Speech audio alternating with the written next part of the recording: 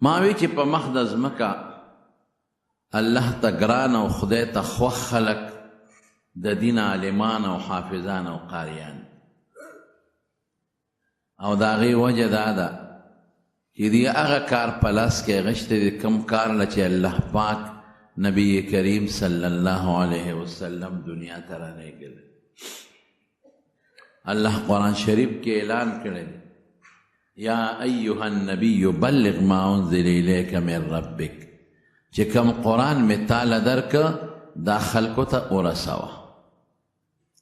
اوس د قرآن په رسولو کې د دریو خلکو لاس دی. یو پکې د عالم لاس دی، بنیادی او مرکزی طور قرآن شریف دی خلکو ته رسی. ځکه د قرآن شریف رسول داری چې د قرآن په معنا څوک پوهېږي، د قرآن په عقیده څوک پوهېږي، او په قرآن کې چې کوم اعمال دي خلکو ته وښیي، او قرآن کې چې کوم اخلاق دي خلکو ته وښیي، او چې قرآن کې الله څه غواړي په هغې خلک پوهېږي چې الله د نه دا غواړي، او چې الله په قرآن کې د کوم څیز نه منع کول کوي هغې باندې خلک پوهېږي چې ګورې د دې نه ځان وساتئ. نو د قرآن په مقاصدو او د قرآن په معنا او د قرآن په احکاماتو او د قرآن په علومو خو ملا صاحب خبر دی. نو دا خدمت دا عالمان کوي زمارو. چې کم سړی په یو شي پیږي نو بل به خبر کی، او چې څوک په یو شي نه پیږي بل به څه خبر کی. زه یو سړي نه تپوس کوم چې هغه د ګنو د کر ماهر دی، نو په خپله پی دی، نو که زه ورته یم وروره کوم ګنې وکرم په دې پټي کې، او دا په کومه طریقه وکرم، او دې لپسینګ پټې واړم، او دې ته پولي سینګ واچوم وغیره، نو هغه پوی دی نو ما به پوهېږي. او که ما د یو دکاندار نه تپوس وکړه چې بهجان دا پټې کرم ګني پکې کرم او زه پې سینګ وکړم، نه به ما ته وي وروره که د شي د ریټ تپوس کوې نو امانه وکړه، او که د ځمکې د کر کروندې خبره کوې نو دا مانه مه کوه، دا چې د زمیندار نه وکړه، ځکه په دې هغه پوهېږي. نو په قرآن څوک پوهېږي؟ عالمان. نو که څوک د قرآن مسائل زده کول غواړي، د قرآن علم او د قرآن عقیده، او چې قرآن کې خدای زموږ نه څه غوښتلی دي، نو ظاهره ده چې په دې عالمان پوهېږي، او عالمان به پې خلک پوهېږي. نمبر 1. دویم د قرآن رسول دا دی چې تر قیامته پورې دا قرآن او ردی دا الفاظ باقی پاتې شي. دا ذمہداري د حافظانو ده. حافظ لګیا دی قرآن یادی، هغې بل تخیې بل تخیې بل تخی، او د قرآن بقا او د قرآن نقل او قرآن تر قیامته پورې چې موجود دی او وی به انشاءالله د حضور پاک د زمانې نه اوسه پورې، دا د حافظانو کار دی. دریم د قرآن صحیح تلفظ، چې مونږ هغسې قرآن ولولو چې څنګه رسول الله مبارک لستی دی او د هغه صحابه لوستلی دی، او زمونږ نه په وینا او په تلفظ کې لحن او غلطي را نشي. دا ذمہداري چا په سر اخیستې ده؟ دا قاریانو صاحبانو. چې ته داسې ونه وې چې الحمدلله رب العالمین، نه رحمانې نه رحیمې، هر څه دې ډب ته وغورځو، او د کفر الفاظ دې د خولې نه وویستل. اکثر زموږ دا خفه کېږي ما دا بوډاګانې ښځې همدقسې لګیا دي وایي، ولې هغوی د ښځو نه زده کړي دي. نو قرآن په صحیح تلفظ چې وکړي معنا به صحیح شي، او د لحن او د غلطو نه به بچ شي. دا ډیوټي قاریانو په سر اخیستې ده. نو ورونو کومه ذمہداري چې د رسول الله صلی الله علیه وسلم وه، هغه د دریو خلکو په ځان تقسیم کړی دی. شکر دی بعضې عالمانو درې واړه ډیوټۍ په سر اخیستې دي، هغه هم عالمان دي، هم حافظان دي، هم قاریان دي. او بعضې صرف عالمان دي او حافظان دي، د تجوید نه نه دي خبر، خو بیا هم تلفظ صحیح وي. یو د تجوید پوره علم دی، ابه د ډېرو خلکو نه، یو دومره ده چې د غلطو نه پکې بچ شي. دا شکر دی د ټولو شته. نو زما وروڼو دا ذمہداري چې الله د رسول الله مبارک په سر ورچولې وه، او هغه کومو خلکو په سر اخیستې ده، او هغه د دین خلکو ته نقل کوي رسئ. رښتیا ووایه دا به خدای ته خوښ یو که خدای ته به خوښ نه، دا خو په دې عقل باندې هم سړی پوهېږي. نو عالمان او حافظان او قاریان دا په مخ د ځمکه خدای ته ډېر خوښ دي او الله ته ډېر ګران. زما وروڼو دوه قسمه مخلوق دی په دې زمانه کې. یو ته عباد الرحمن وی د خدای بندگان د رحمان، یو ته عباد الشیطان وی د شیطان بندگان.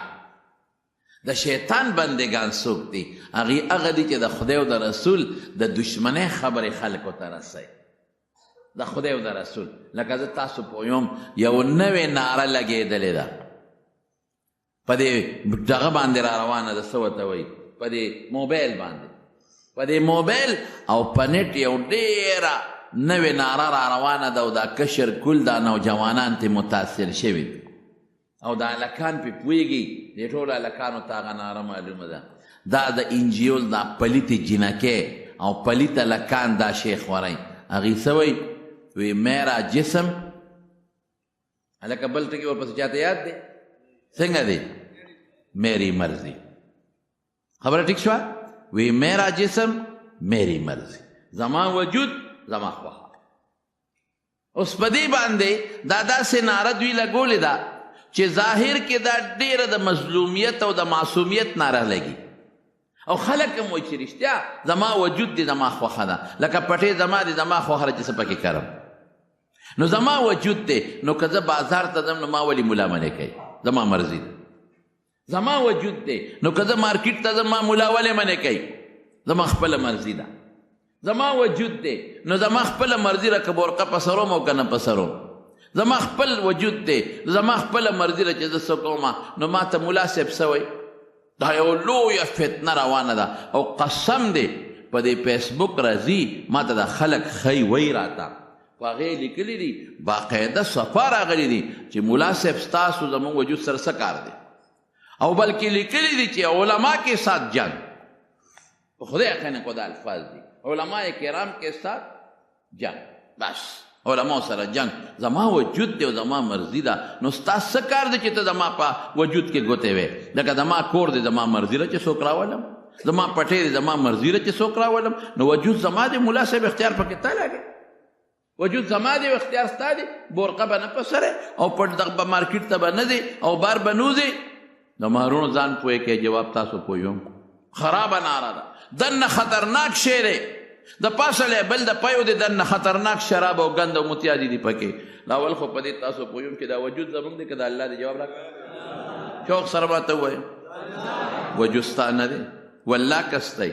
نن چې الله وغواړي دا سترګې به دې ړندې وي، نن چې الله وغواړي دا غوږونه به دې کاڼي، نن چې الله وغواړي د دې خولې نه به دې ډیوه جوړې لاړې به دې بیږي، نن چې الله وغواړي ورشه دا چې چا ناره لګولې ته لاړ شه مهرباني وکړه د فالج مریض وګوره، ته پېښور ته لاړ شه او واټ ته لاړ شه وګوره فالج مریضان چې تا ته پته ولګي چې دا وجود زما دی او که دا د الله دی.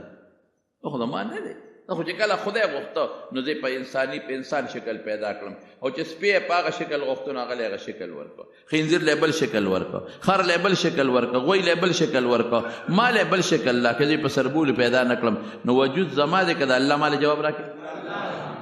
ستا خو نه ستا وي، زما دا لوډ سپیکر زما دی، نو که پرده خرابه شي په منډه وله بله پرده راوړم.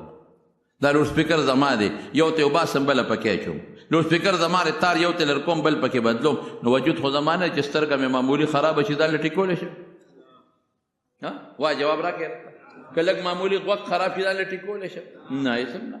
دنیا د اسبابو ده، لګیا به دی به خپل سبب استعمالي. والله که هغسې د انسان مشین جوړولی شي کوم چې ماله رب العالمین را کړی. او د دې انجیو د پلیتې جینۍ ولک ته دا خبره کوم چې وجود ستا دی نو دا ساده نه ولې وځي، جسم خو ستا دی، دا مقبرې ته ولې دی؟ د پلار خو وجود ستا هغه و نو دا په څلورو کسو مقبرې ته ولې لاړ؟ وجود زموږ نه دی، دا د چا شو؟ د الله. دا ماله خدای را کړي دي، دا شکل خدای را کړي، دا سترګې الله را کړي دي، دا غوږونه الله را کړي دي، دا لاس او دا خپې دا الله را کړي چې کله الله غواړي دا غشتی شي.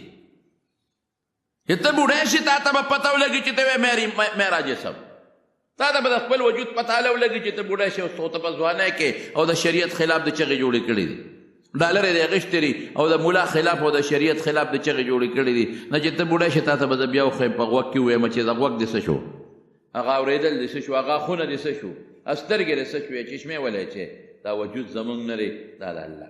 نمبر 1. نمبر 2 دی وی جسم میرا و مرضی میری. غلطه خبره ده، مرضی به زموږ نه ښه، وجود د الله دی نو مرضی به ده چی؟ اختیار به ستی، اختیار ستا دی. اختیار بالکل ستا دی. ولې تاله خدای اختیار درکړه چې دا وجود ته زما په رضا کې چلی او که زما په دشمنه کې چلی. که د الله په رضا کې دی وچلو جنت ته وګټه، او که د الله په دشمنه کې دی وچلو دوزخ ته وګټه. نو وجود ستا دی؟ نه، دروغ وی. مرضی ستا ده؟ نه، دروغ وی. وجود د الله او مرضی د چا؟ د الله. د الله د مرضی مطابق به وجود چلی. په خراب سیز د الله مرضی نه، د الله د مرضی مطابق دی او چلو. نو بیا به سی؟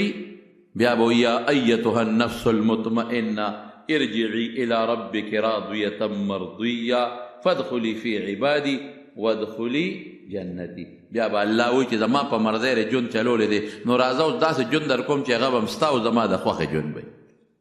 خبره خلاصه شوه؟ او نیکانو بندگانو کې دنیا کې ژوند تیر کړه، عباد الرحمن کې ژوند تیر کړه، عباد الرحمن د خدای بندگانو کې. نو فادخلی فی عبادی دما عباد الرحمن. عبادی معنی څه؟ زما بندگان. عباد الرحمن هیکې داخل شي. وعباد الرحمن الذين يمشون على الأرض هونا وإذا خاطبهم الجاهلون قالوا سلاما. دنیا کې زما عباد الرحمن کې نو زما نیکانو بندگانو کې وردر نشو د جنت ته. او که د الله د مرضی خلاف د ژوند تیر کو. اما من خفت موازینه فأمه هاویه وما ادراک ما هي نار حامیه.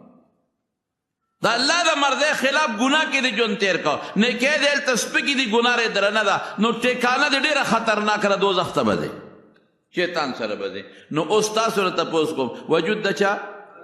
مرضي د چا؟ د الله. اختیار خدای ما له راکړی. نو اول خدا دروغ وی. او دویمه دا ده دې پسې شاته څه دي؟ شاته تاسو نه خبر رونو. هغه وی وجود زما دی، نو مرضي زما ده، نو چې زه کوم هلک سره وځم ستا را باندې څه؟ دا خبره پټه کړې ده، دا د پردې لاندې پرته ده. ظاهر کې خو تا ته دا وایي چې مرضي زما ده، وجود زما، مرضي زما. څه مطلب؟ که د مارکیټ ته ځم مولا مې ولې منې کوي؟ نه، شاته او پسې دا ده چې وجود زما، مرضي زما. که دا هلک سره مټي ده ځم ستا را باندې څه؟ وجود زما او مرضي زما. برقه په سروم او که نه په سروم ستا را باندې څه؟ وجود زما او مرضي زما. که کمیس اچوم او که بربنډه ګرځم ستا را باندې څه؟ وجود زما او مرضی زما. که زه بربنډه ګرځم ستا را باندې څه؟ وجود زما او مرضی زما. که دا هلک سره شپې کوم نو ستا را باندې څه؟ زمارونو دا خطرناکه شوه که خطرناکه نه شوه؟ دا یو خطرناک سیسټم روان دی. دا عباد الشیطان، د شیطان خلق مریان او بندگان لګیا دي، دا زهر خوری. زه تللی وم پروس کال سوات. په سوات کې یو ملا صاحب تقریر کوم، وی دلته دا سوات دا حالات چې الله پاک ښه کړل، نو د انجیوز دا جینکې زمونږ په دې لارو کوڅو کې مې یو ځل په ګاډي کې تلم، ما ولیدلې دا پیسو پیپس دغه خرڅوي، دا ټاپیانې خرڅوي، او څوک چپسونه خرڅوي په دې لارو کوڅو کې دکانونو کې. د ګناه دعوت خلکو له ورکوي، دا پېغلې جینکې کوي. هلته دا لږ په زیات تعداد کې خورې شوي. یو جینۍ کور ته ننوت، یا کور کې هغه بوډۍ لګیا وه او هغې پکې سبزي پرې کوله او په موږي باندې غوا تړلې وه. نو دا بوډۍ دا جینۍ خو بربنډه وه، نیم لاسونه ښکارېدل او خپې ښکارېدې او نیمه بربنډه مکمل. نو چې ورله نو هغه بوډۍ په کور کې سبزي پرې کوله، نو دا د انجیوز جینۍ ورته وایي وی ترورې دا څه کې؟ وی دا سبزي پرې کوم. دا څه له پرې کې؟ وی دا پرې کوم چې پخه کړو که نه، دا دله چا راوړې ده؟ دا مې خاوند، دا پخه کم زه مخورم، خاوند مې مخوري. نو کور کې غوا ته هغه جینۍ ګوته ونیوله، وی تو دې غوا کې څه فرق دی؟ دا غوا هم په دې کور کې په موږي لویه شوه، په موږي به زړه شي او په دا موږي به مالک لاله کې ختمه به شي، او تا هم په دې کور کې خپل ژوند او ځواني تېره کړه. نو تا او غوا کې څه فرق شو؟ غوا هم بار دنیا ونه لیده او تا هم بار دنیا ونه لیده. نیکبختي بار روزه مارکیټ ووینه، نیکبختي بار روزه ابشارونه ووینه، ځنګلې ووینه، سیل وکړه، په کور کې دننه به مړه شي بوډۍ زړه لکه د غوا په شان. نو تا او غوا کې څه فرق دی؟ ګوره دا زهر دی، دا مختلف ناري رونو روانې دي. وی دې درمیان کې د دې کور والا خره کور ته رادننه شو. چې رادننه شوه نو هغه بوډۍ هغه جینۍ ته وایي تا او د خره کې څه فرق دی؟ دا خرم ټول ورځ بار ګرځي او تم بار ګرځي. د دې خرې په غاړه کې هم پړی نشته او ستا غاړه کې هم پړی نشته. خرې هم چې شپه کم ځای وکړه او تا هم چې شپه کم ځای وکړه، دا هم په ډیرانونو سري او ته په ګنده بازارونو او ډیرانونو باندې ګرځي. زمارونو دا یو سوچ نن په دنیا کې روان دی.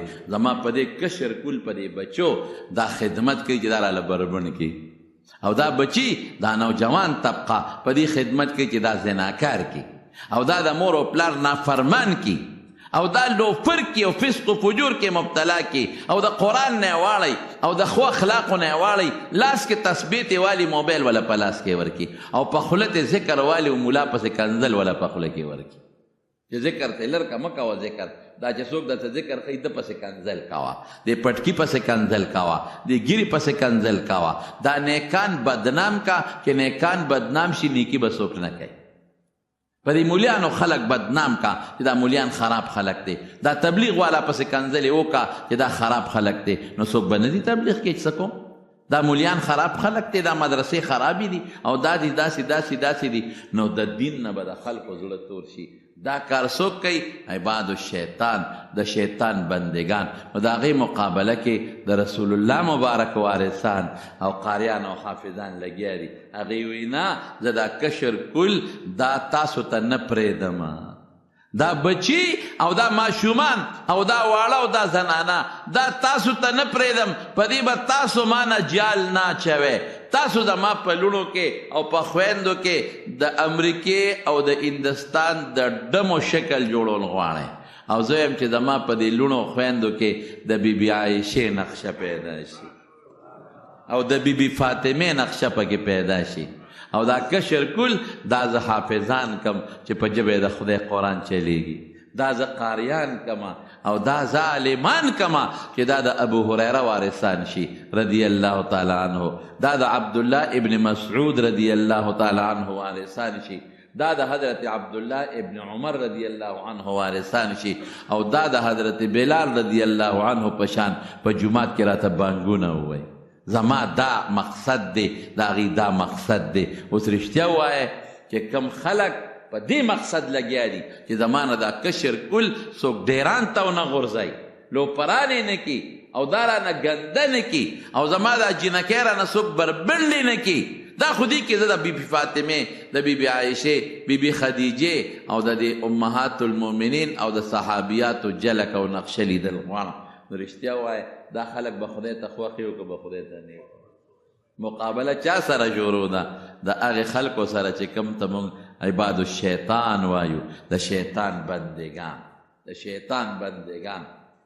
هغې سره غټه مضبوطه مقابله روانه، او دا مقابله په دا مدرسو کې کېږي، دا مدرسه په دا جوماتونو کې کېږي، دا مقابله او دا مقابله مولیان کوي، دا حافظان کوي، دا قاریان کوي، او دا ستاسو غوندې صالحان خلک چې د مدرسو د علماو په شا ولاړ یې، دا به انشاءالله تاسو مونږ به کوو که خیر انشاءالله. درنو بنیادي څیز دقه دی، بس بل هېڅ چیز نه دی. خلک وایي مدرسه څه کوي، او خلک وایي ملا څه کوي، او خلک وایي د طالبانو څه. زه دا منم چې په مونږ مولیانو کې هم ډېرې غلطۍ وي. زه خو مونږ خو د دې ډن پیداوار جو چې کوم ډن نه ته پیدا یې، خو هغه ډن نه مونږ هم پیدا یې. دې قافدانو کې به هم ډېرې غلطۍ وي، او دې قاریانو کې به هم ډېرې غلطۍ وي. مونږ به هم کوشش کوو چې د خپلو ځانونو نه دا غلطۍ وباسو. لیکن مسلمان المؤمن مرآت المؤمن، رسول الله مبارک فرمایي چې مسلمان د مسلمان شیشه ده. شیشه چې بنده ته خپلې غلطۍ ښیي، نو مسلمان به بل مسلمان ته خپلې غلطۍ ښیي که نه؟ مونږ به ښایو. مونږ خو د معاشره کې چې کومې غلطۍ وینو، نو مونږ وایو چې د معاشرې نه دا غلطۍ وځي. د ملا مقصد هم دقه دی، په ځان به محنت کوو او په تاسو به محنت کوو زمارونو. نو زمارونو دا درې ډلې دي، د عالمانو او د حافظانو او د قاریانو. دا خدای ته ډېر خوښ مخلوق دی. او ګورې یاد وساتئ زمارونو، خدای مو ازارمن مکه. خپل کوشش وکړئ چې خپل بچي عالمان کې، خپل بچي او حافظان ته جوړ کړئ او قاریان ته جوړ کړئ.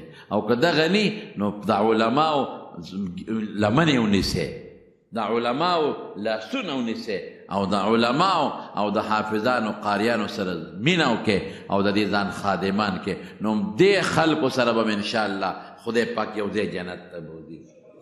او د دغې ګنده عباد الشیطان، د شیطان د بندگانو سره مرسته مه کوئ، د شیطان د بندگانو لاسونه مه نیسئ، هغوی به دوزخ ته رواني. نو سبا به تم ورسره په قبر کې او په آخرت کې دوزخ ته رواني.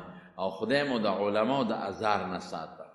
زمونږ حضرت امام ابو حنیفه رحمت الله علیه ډېر لوی شخصیت و زمونږ د دین په امامانو کې لوی امام تیر شوی دی ډېر صابر و یو سړی وله راغی هغه سړي دې تپوس کو په لاره ورسره روان و امام صاحب یې تپوس ته نه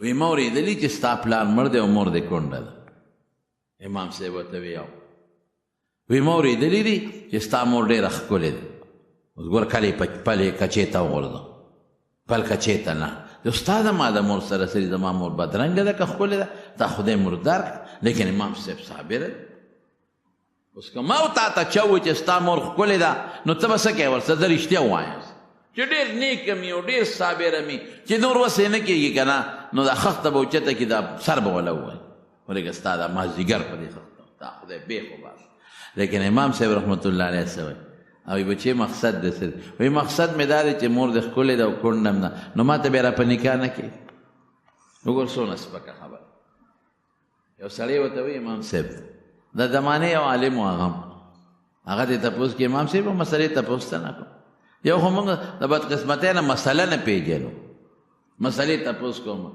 نو څه مسله ده مسله دا ده چې د انسان د لوی او د سماتې خوږ دی او که تریخ دی دا څه مسله مولانا بیجلیګر صاحب د خدای پاک وبخي هغه به وی د ابراهیم علیه السلام او د اسماعیل علیه السلام د ګډه غوښې چا وخوړی نه هغه خو خوشطبع او خوشطبي به کول او دا خلک به کتل زمونږ مفتي صاحب او زمونږ استاد مفتي محمد فرید صاحب رحمت الله علیه هغه نه چا تپوس وکړ بیجلیګر مولوي صاحب وایي چې هغه د ابراهیم علیه السلام او د اسماعیل علیه السلام د ګډ غوښې چا وخوړی نو هغه وی بیجلیګر وخوړی بیجلیګر وخوړی نو ویم خندل نو چې مونږ غلی شو نو وی ګوره وی د خو اول خو دې تپوس ضرورت نشته او چې یو ځای کې څوک ګډه لال کړي نو لازمه ده غوښې خو به څوک پیشوګانو سپو ته نه اچي خو انسانان به خوري که او علماو لیکلي هم دي چې د مکې فقرا وخوړي خیر وخلاص نو وی دا هغه وخت کې نو ما بس هغه به هغه به خوړلی نو هغه خو خیر بیجلیګر مولوي صاحب خو یو ډېر عجیبه انسان و یو خانداز و هغه خو ډېر عجیبه هغه خو به دا خلک لکه برابرول ځان ته هغه په دې نسبت تپوس وکړو خو داسې قسمه تپوسونه به نه کوو نو ورته وي د انسان او د سماتې خوږ دی که تریخ دی اوس ما وی یاره افسوس دا دی که دې سړي ما نه تپوس کړی ما ته جواب اسان ما به ډېر مایدار جواب ورکړو ما به ورته د لیټرین دروازه کولو کړې وم او ورته مې چې وردن نشه او لاول به مې بشیر جان وردن نه کړو چې بشیر جانه قصه دې برابر کا پتا ټیسټینګ کو ټیسټینګ بس قصه دې برابر کو بار روزه یو سړی وردن نه کوم په هغې سکمه ته وګوره چې دا خوږ دی او که تریخ دی نو ما بیا دې زه وردن نه کوم در لټرین درته کولام چې ته اوس وګوره موږ ته به مال ووایه چې خوږ دی که تریخ لیکن امام صاحب ورته څه وایي وی بچې وی چې کله تازه نو خوږ دی او چې کله اوچ شي نو بیا تریخ دی سړی ورته څه وایي وی تا سکلی دی ګور بیا د بیا لفظ دی امام صاحب ورته وی بچې ما سکلی نه دی خو چې کله تازه نو مچان وله راځي او مچ خوږ شي له راځي او چې کله دی وچ شي نو بیا مچان دله نه راځي نو معلومیږي دا چې دې وخت کې خوند اړولی دی ما وی دا سړي فورا د امام صاحب په کونډو لاسونه کېښودل وی حضرت معافي غواړم ډېر غټه بېادبي مې وکړه او معافي غواړم ما یې که دی نه وې کړی که نه اوس به الله رانیولی معافي غواړم صاحب یو ته او یو بل عالمو د هغه متعلق مې دا جګړه زموږ اختلاف راغی چې امام صاحب صابر دی که هغه صابره دی نو ما هغه سړی یاد کړ چې هغه صابره دی زما یو بل ملګري وی نه امام ابو حنیفه رحمت الله علیه صابره دی ما یې زه ګورو که امام صابر او زه به زر درهم در کوم که هغه صابر او ته به یې راکې نو زه تا پسې رالم واقعي ډېر صابر وختې دا مې ستا بېادبي نه کوله خو ستا صبر مې کته نو بس صابر وختې معافي غواړم خو زر روپو کې رالم شرط به هغه بل ملګري نو خیر هغه سړی ورته وایي وی دا مور دی نو وی چې ښکلې ده نو ماله به یې رانه کې نو امام صاحب ورته څه وایي هېڅ غوسه یې ونه کړه وی بچې وی دا خو زما مور دی اختیار خو د هغې د زمانه دی نو زه ورځم تپوس ترې کوم نو کړی کېږي واده ته نو ډېره ښه ده ما څه ویلي دي ښه خبره ده چې خدای والا رشته پیدا کړه او کېړی نه کېږي واده ته یا تا سره واده نه کېږي نو ما پې څه زور نه سړی ورته ښه ده ورشه تپوس ته وکړه نو چې څنګه امام صاحب قدم واغېست دا سړی په ځمکه را پرېوت او ساعت یې وته مړ شو امام ابو حنیفه رحمت الله علیه ته چا وی سړی دې مړ که ګوره دې ټکي پورې دا ټوله قصه ما دې ټکي لا وکړه سړی دې مړ که وی ما نه دې وجلې خو ده ما له سپېړه راکوله نو الله ده له سپېړه ورکړه الله په ما خفه شو چا له سپېړه ورکړه دغې سړي له نو زه راته ده له سپېړې نه بچ شم خو د خدای د سپېړې نه څوک نه بچ کېږي من عاد لي وليا فقد آذنته بالحرب نبی کریم صلی الله علیه وسلم دا الله نه نقل کی حدیث ترمذی شریف دی قدسی دی حدیث چې الله وی زما دوستانو سره به دشمنی نه کوي او که زما دوستانو سره چا دشمنی وکړه ما د طرف نه اعلان جنگ دی نورونو خدای سره جنگ کولی شو نه علماء پسې خبرې به نه کوي علماء بد به نه وایو الله پې خفه کېږي ځکه دې عالمانو د رسول الله مبارک مشن لاس کې اغېښتی دی او امت ته یې رسوي دې عالمانو حافظانو قاریانو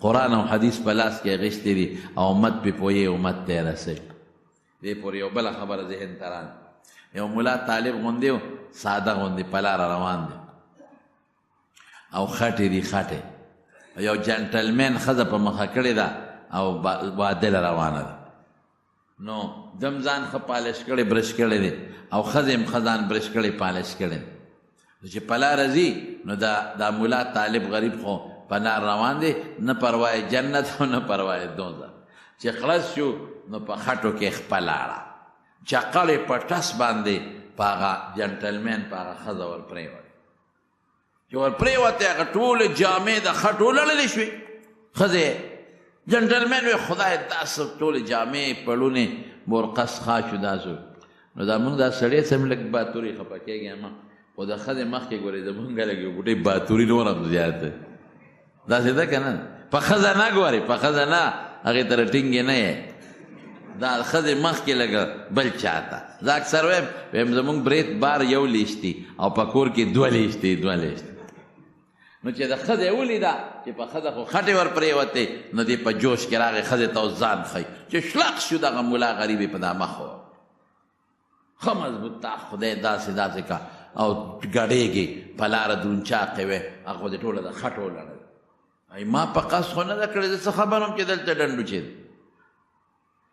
وایي ځه چې ځو هغه جنټلمین ښځې ته جامې بدلې کړو بیا به روځو او دا غریب روان دی مخمږي مخې تک سور چې مخکې ته یو بازار باندې وره نو بازار کې یو الوی د هغه الوی قانون به ده چې لومبی به هغه الوا پخه کړه پی به یې ورسره ګرمول نو چې څوک به لومبی ورغی نو په هغه به یې هغه الوا خوړه نو دا غریب پې نیغ ورغی چې څنګه ورغی د مخمږي الوا والا ورته وایي دلته راشه ورغی کښېنه په دې کرسۍ پلیټ یې ورته د الوا ډک کړه او جام یې ورته رپی ډک کړه ویې خوره اوس دې لګیا دی هغه الوا خوري او په ګوټ سکي په خندا شو دا دوکاندار ورته وایي دا خاندې وایي ما د الوا درکړه جام پی درکړل او ته ما پورې خاند وی قسم دی که تا پورې خاندم وی څه پورې خاند هسې وي د الله دې خدایۍ ته خاندم وی د خدای خدایۍ کې څه دي نو یو خوا سپېړې را کوي بل خوا الواګانې را کوي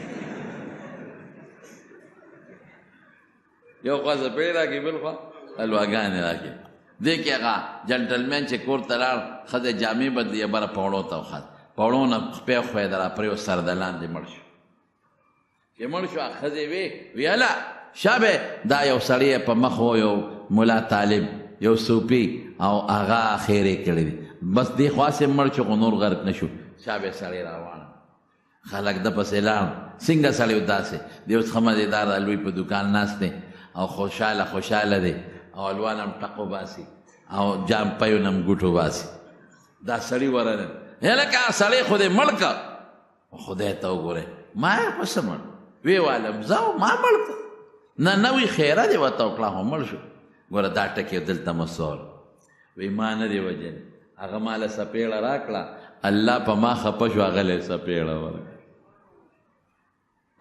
د هغه د سپېړې نه پس خو ما ته الوا میلو شوه او پی میلو شو او د خدای د سپېړې نه پس پته نه لګي چې هغه ته به قبر کې نور څه میلاوي زمارونو دا مې بنیاد ډېره خبرې دپاره وکړه ګورې چې نن علما او طالبان او حافظان په مخ د ځمکه مظلومه طبقه ده ستا بچي ته په 2000 او په 3000 روپۍ دین ښایي رښتیا ووایه نن سبا د چپړاسي څومره تنخواه ده؟ زه وایم 60,000 نه کمه نشته، 15,000 او 10,000 روپۍ د چپړاسي تنخواه. بیا ورپسې د افسر بسونی، د کلرک بسونی، د سکول د استاد د پروفیسر بسومري، او زمونږ په مدرسه کې د غټ استاد تنخواه 6,000 7,000 8,000 نهایت 10,000 خوشه. او د دې حافظانو او د قاریانو په مدرسو کې 2,000 او 3,000 او 4,000 لا نشته، 2,000 او 3,000 تنخواه. او په دې 2,000 3,000 کې هم ورپسې خلک لګیا دي. تاله سکول حکومت جوړوي. سکول څوک جوړوي؟ جواب راکې. کالج څوک جوړوي؟ حکومت. یونیورسټي څوک جوړوي؟ حکومت. د بجلی بلې څوک ورکوي؟ حکومت.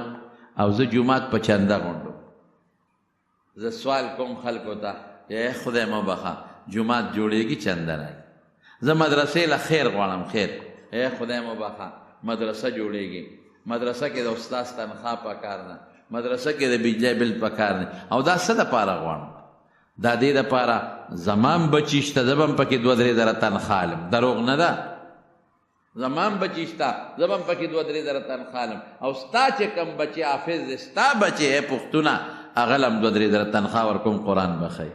د بل ګاونډي کم بچی چې حافظ او عالم دی، هغه له به هم 2-3 تنخواه ورکوم. او نو دا چې زه څومره سوال کوم، سوال او دا خلکو نه غواړم، دا څه دپاره غواړم چې ستا بچي نه خدای عالم جوړ کړي، ستا د بچی نه خدای حافظ جوړ کړي، او ستا د بچی نه خدای پاک قاری جوړ کړي. نو سکول ته چې ته لېږې، پرایویټ سکول ته، رښتیا وایه پیسې ورکې که نه ورکې؟ جواب راکړه.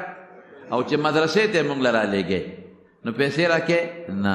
نو موږ ورته بجلي هم ورکوو، موږ ورته د اوبو انتظام هم کړی دی، موږ ورته د پوړ انتظام هم کړی دی، موږ ورته د پکي انتظام هم کړی دی، موږ ورله کتابونه هم ورکوو، مونږ یې ځان ته به رانږدې کوو، ښکلو یې ما، او بیا هم ماله نه رالیږې، بیا هم هغه خلک ښه شو، ملا خراب شو، بیا هم هغې خلکو پسې غاړې ورکې او ملا پسې کنځل کې، نو پته ولګېده چې ته د خدای او د دین او د قرآن دشمن یې. بیا چې دغه ملا ستا بچي ته خیراتي سبق ښایي، سوال کوي، چړ ولا غواړي، جومات والا جوړی چې ستا بچې پکې منځ وکړي، قالین والا په سوال لري چې ستا بچې په قالین منځ وکړي، پکې او د بجلۍ او د ګیس انتظام والا کوي، 2 روپۍ پیس ته نه نالي. نو ملا بیا هم خراب سړی شي.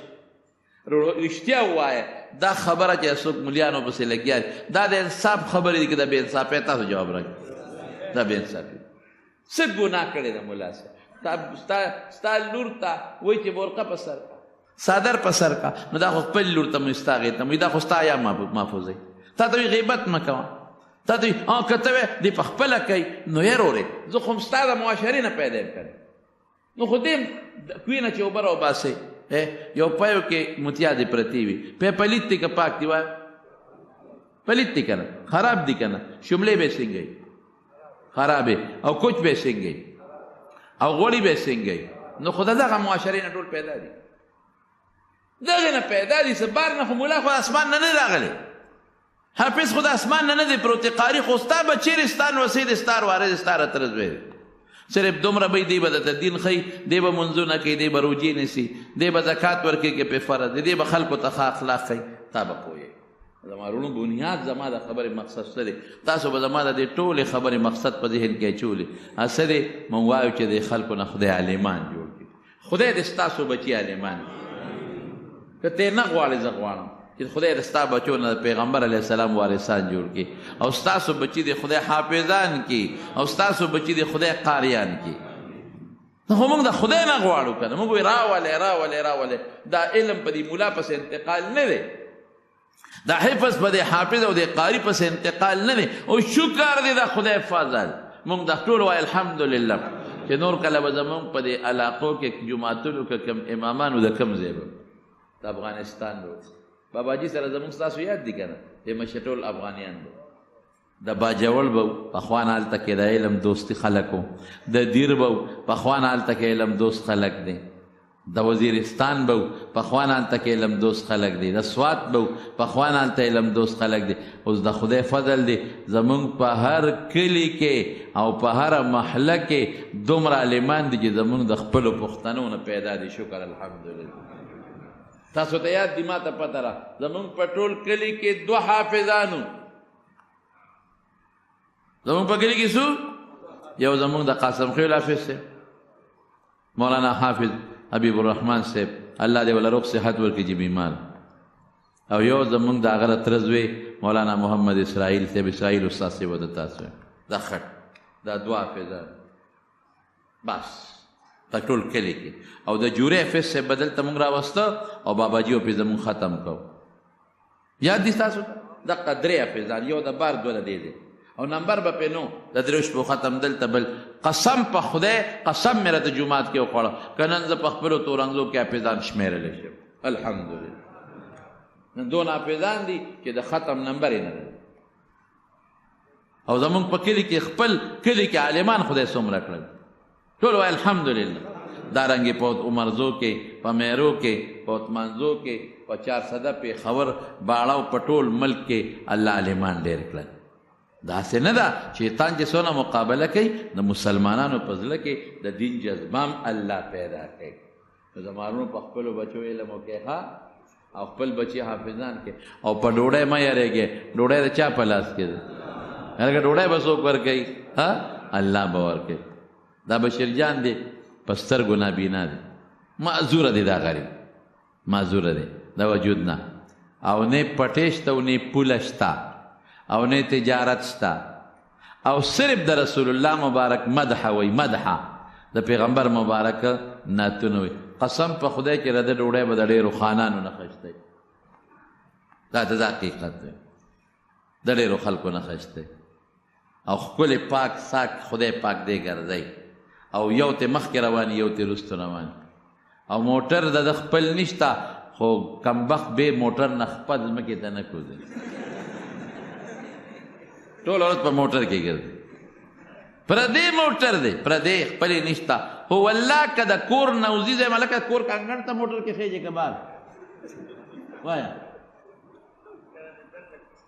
دا کله کور کې دن نه کوز کی که پېښور ته ځي د کور نه موټر کې هلته ورته ښه نقد ولاړي دلته راځي موټر کې کم خوا ځي زه ورته یم د خدای بنده لږ پیاده م ګرځه وی پیاده نه شم ګرځئ یعنې ټوله ورځ په 4 پایو دی خدای ګرځئ ور دا رزق او د عزت ته چا لاس کې دی وایه دا الله لاس کې دی دا د خدای په لاس کې دی نو رونو خدای ته به ځان نږدې کوم هر څه به راله الله راځي دا څو خبرې مې عرض کړې اوس اخري یو خبره ستاسو مخکې د ما رونو عرض کوم زما خو ډېر خوښ یې ځکه زه م خوښ یم او د کم ځای نه تاسو د جمعې د منزله راځئ د ډېر لرې لرې ځای نه خلک دوستان راځي زمونږ په دې جومات کې یو مدرسه ده مدرسه مونږه د دې جومات نه وویستله او د اوډیګرام جرندې سره هلته کې مونږ الحمدلله په پټي کې هغه روانه کړې ده ځکه چې دا ځای تنګ و دا جومات تنګ و او کلي مو نو په کلي کې دننه طالبان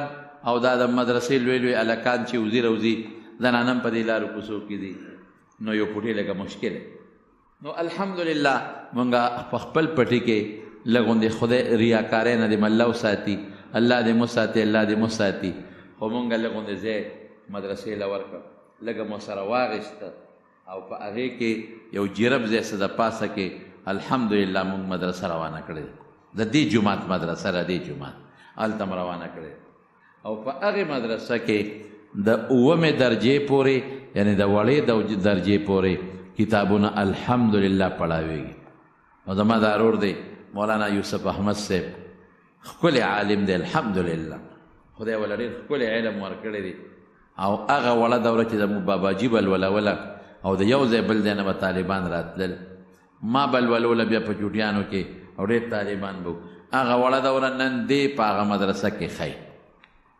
ډېرو مدرسو نه قسم دې مونږ ته وویلی شو چې ته دې مونږ له راکړه چې زمونږ مدرسې ته دې تنخوا به م ورکوو د ګڼو مدرسو نه ما ته خلکو ووایي ما درته ووایم هلکه ډېر ګران کار دې مدرسه چلول او زه چې ته بله مدرسه کې درس کوه غم نه به خلاصې نو دې وایي نه به زه هم دې خپله مدرسه کې درس کوم او الحمدلله ډېر زیات د وړې دورې قابل استاز دی د وړې دورې ډېر طالبان راځي او هغه الحمدلله په مدرسه کې د سره او د نور ملګري علما دي هغوی ورته سبق ښیي ستاسو په ژبه کې ویم او هغوی دې تعلیم ورکوي او هغه مدرسه کې الحمدلله کار روان او په ډېرو لږو ورځو کې مدرسه کې ډېر آبادي وشوه.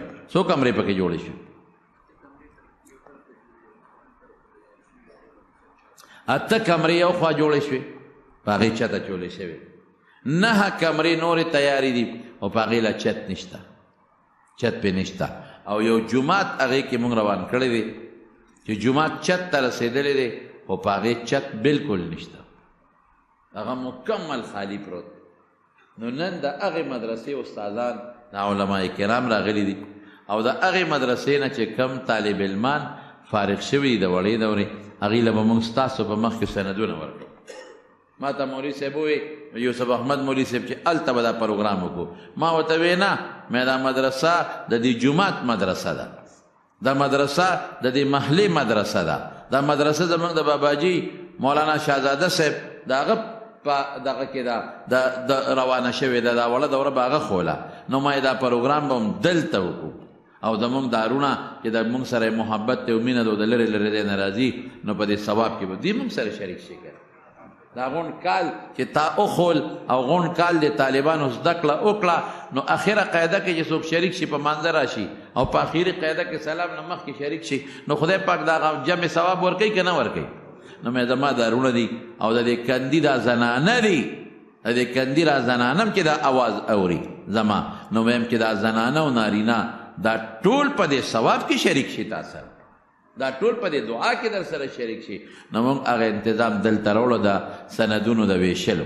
نو سندونه به موږ اوس تاسو په مخ کې ویشو دې دپاره چې تاسو خوشحاله شئ او تاسو دا منظر او تقریب په خپله ووینئ او په دعا کې هم شرکت وکړئ. نمبر 1 خو د هغې نه مخکې د مارونو تاسو ته یو خبره کوم، موږ په دې مدرسې دپاره داسې عام چندې نه غواړو، بلکل څه عام چندې د دې دپاره نشته. نو موږ ته اوس د دغه 14 کمرو د چت دپاره او د جومات د چت انتهایی ضرورت دی چې د هغې چت واچو. دقسې چت پروت دی، هېڅ بندوبست موږ سره. زه خو چاته وایم نه، الحمدلله که مې یارانو دوستانو ته وایي په دا سات یې جوړوي، که مې یارانو دوستانو ته وایي په دا سات به یې جوړ کړي، په دا سات. خو زه بذات خود نه ویم چا ته چندې او نه زه سوالونه کوم. خو دا د جمعه کې ځکه ویم چې تاسو زما رونه یې، تاسو سره مې محبت دی، تاسو ما سره محبت دی. نو صرف لکه سړی چې په خپل کور کې غواړي، بار نه غواړي، نو زه بار نه غواړم، په دې خپل کور کې تاسو ته ویم چې که څوک پکې د سیمټو امداد کولی شي، څوک پکې د کرش او د شګې امداد کولی شي، او که څوک په دې کې دا څه ورته ویل کېږي دا خښت امداد کولی شي، که څوک پکې د نغدو امداد کولی شي، نو زموږ دغه مدرسه ده او زما دا رور دی یوسف احمد مولوي صاحب، د سره تاسو رابطه کولی شي. او د ټلیفون نمبر به درته درکړم او د ټلیفون نمبر که څوک تعاون کوي ځان سره دې ولیکي، که څوک بیا وروستو د سره تعاون کوي نو ځان سره دې ولیکي 0300 395 295 9. دا آسان نمبر 0300 395 بیا ورپسې 295 دی او بیا 9. دا نمبر دی، په دې نمبر رابطه کولی شئ. که په دې نمبر تاسو نه شئ کولی، زما خپل نمبر خو ډېرو دوستانو سره دی، ما سره زما په نمبر رابطه کولی شئ. که څوک داسې تعاون کول غواړي نو د دې سره تعاون مدرسه سره تاسو ورته شئ. وډیګرام جرندې مشهور ځای دی، تورنګزو وډیګرام جرندې، خوشحاله به هم شئ. نو زما رونو که څوک په دې کې دا زما اواز که تاسو اورئ او که زما اواز بل څوک اوري، زما د دې نیکۍ پرځونه په ټولو ده. که ټول جومات د خدای کور دی او یو هغه جومات دی چې عام خلک د محلې پکې مونځ کوي، یو هغه جومات دی چې کوم جومات کې عالمان مونځ کوي او حافظان او قاریان پکې لګي او خپل تلاوت پکې کوي او خپل دورو، نو دا هغه جومات دی چې ټول عمر پکې قاریان لګي، حافظان به لګي او هغې پکې دورونه کوي او هغې پکې خپل تلاوت کوي. لوی د ثواب مقرر، په خدای قسم لوی د ثواب مقرر.